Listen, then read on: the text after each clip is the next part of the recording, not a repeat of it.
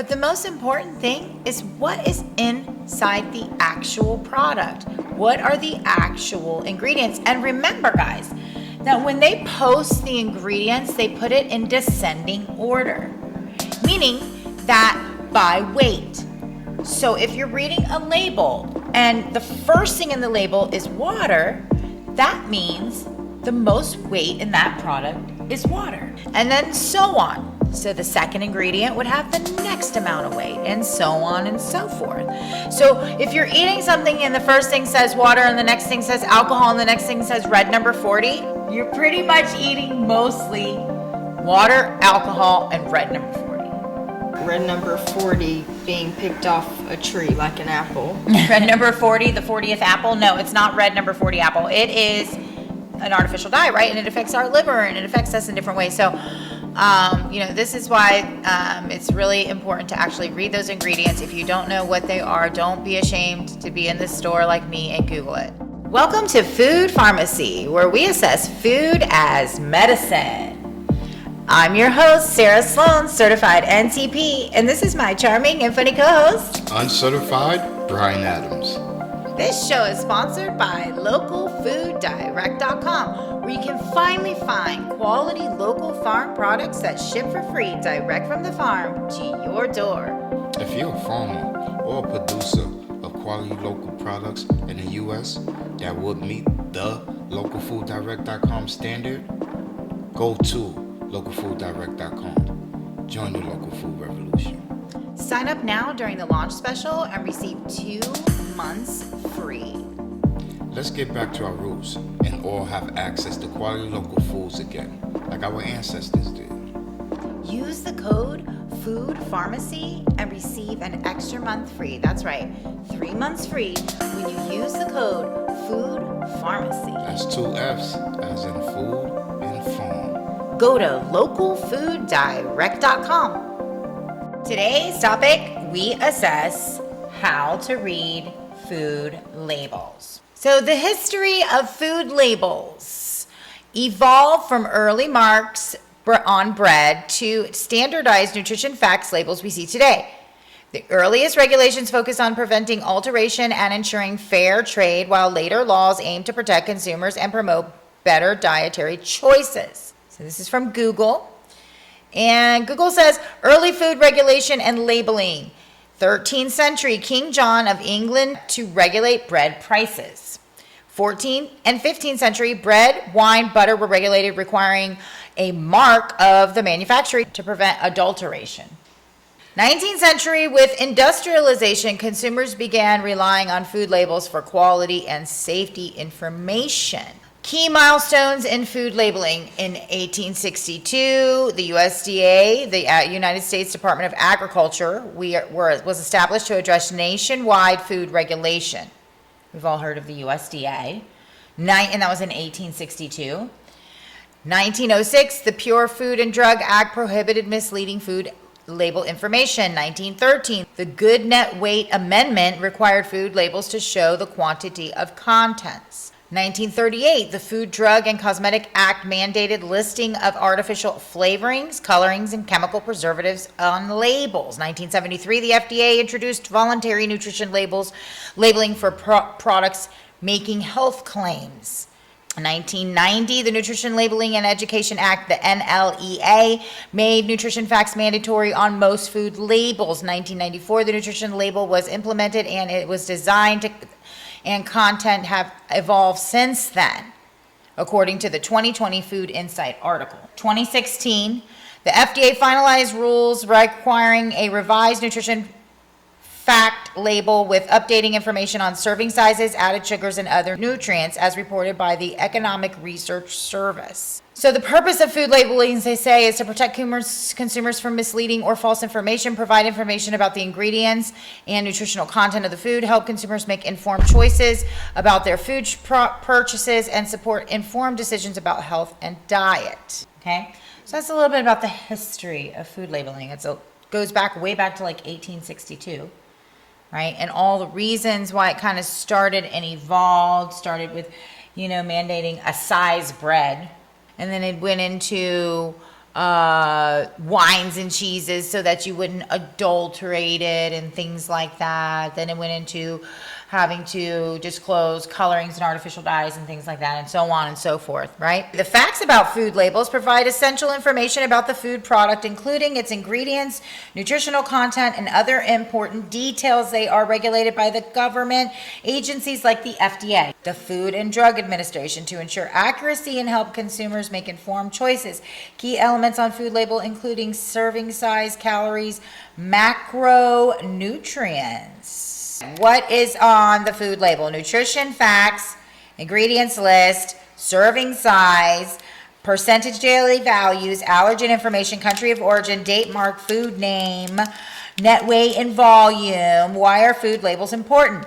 Well, we know why they're important, but they say making informed choices, avoiding allergies, understanding health claims, comparing products. What would be sort of like the symptoms? Since we talked about the history, we talked about the facts. And now Emma's got a nutritional label, so we'll What's get sucralose? Sucralose is a type of sugar. This is also what a lot of people look at this here, which is, this is a protein bar, right? And so a lot of people look at this here, right? Which is the nutrition facts here. And so when you're looking at the nutritional facts, I guess Emma, like, what would you get out of that? Well, I don't like sodium because sodium hurts my stomach sometimes, Okay. especially too much of it. So this has 9%, 200 milligrams of sodium. Okay. Could they So shorten 5 it? milligrams Lessing. of cholesterol. Trans fat 0 grams. Saturated fat 5 grams. Total fat 6 grams. I'm not serving total. So how do you interpret so your that? total carb 14 grams, 5%. What I really get out of these Yeah, is what that would you I interpret want to out of see that my label? serving size, which is 1 bar, and then which is 40 grams. 1 serving here and there, and per serving is 160 calories, which is what I want to know. So she's looking at calories, I want right? to know what I'm getting out of it. So vitamin D, omegas, calcium, iron, potassium, vitamin A, vitamin C, vitamin E, 3 milligrams, 20% thiamine, Fine. riboflavin. So those are all the vitamins that they've added into, and that's on the nutritional facts, right? Yeah, But these are what I actually recommend, because this here is hard for anyone to kind of decipher, right? You're looking at, yeah, there's 1 serving size, you can get that, okay, great. But the rest of it, like you're looking at you were naming off the vitamins in it, right? And it says like, vitamin D, 0%. Why'd they even put that on there? So then you've got to look at the percentages. Calcium, 78 milligrams, 6%. And that's great that there's vitamins added into this protein bar. But what I think is the most important, we'll say that again, Emma? What we want is the natural ones, not the added ones. And when you look in the ingredients and you know what everything is, you're going to know. Right. So instead of looking at the nutritional facts, flip it over and and look at your actual ingredients list, right? And sometimes it's really small. Sometimes it's hard to read. So when I go to the store, I always, depending on, how your eyes are, I take my glasses with me because I'm nearsighted, so I can take them off so I can see what's in here, right? And then I can read all the ingredients. And this particular protein bar has protein blend, milk isolate, and you can read all. It's got collagen, it's got soy protein. And if you don't know what maltitol syrup is, which is a type of sweetener, just Google it, right there while you're in the store. If there's any ingredient that you can't understand, likely it's probably not a good additive, but it may be just a scientific word for something like coconut oil. So get familiar with the ingredients, right? And I think Emma's gotten pretty familiar with ingredients, right? And so that's that's the best way that you can really learn how to read food labels. But before I go too far into the recommendation, let's back up a little bit and talk about quickly, because there's not a whole lot of symptoms obviously to this particular topic and how to read the food labels. But there are a few symptoms. What would be some symptoms, do you think, Emma, to not reading food labels? What do you mean symptoms to not reading food labels? Right, it's hard to think about it, but I can give you a few, right? I mean, I guess every kind of symptom there could possibly be, because you don't know what's in your food if you're eating it. Bingo! You don't know what's in it. Bingo! There could be corn syrup, wheat, and they all do different things. Major symptoms, right? Yeah. So that's a quickie. If you don't read your food labels, there could be so many symptoms that occur because you, like Emma said, don't have any idea what you're eating. And when you have an idea of what you're eating, then you can understand more about how it affects you and things like that. I'll say, like, I will eat bread and all that every once in a while with some gluten, but I'll feel it later. She's and it acting like hurts she my feels guilty. stomach. She does. She does. I do feel guilty. Yeah, a lot of people because- have a gluten intolerance. Because, like, I didn't really have that before, but when I started eating healthier, it just... When you cut it out, when you stopped eating as much I wheat noticed flour. it when I ate wheat flour, it did hurt me. Right, that happens. because I wasn't used to it. Yeah, so now you read your Well, labels like, and look out for wheat flour. It'll, like, make me constipated. I won't be able to, like, cook Right, for a week. right. So when she knows she's eating it, she's read it in her food labels, and she knows I'm going to have to pay for this piece of bread, right? So so that would be there's just the symptoms to not reading your food labels. Read your food labels, understand what you're eating, know what's going into your body so that you can be aware of the effects that it has on your overall health.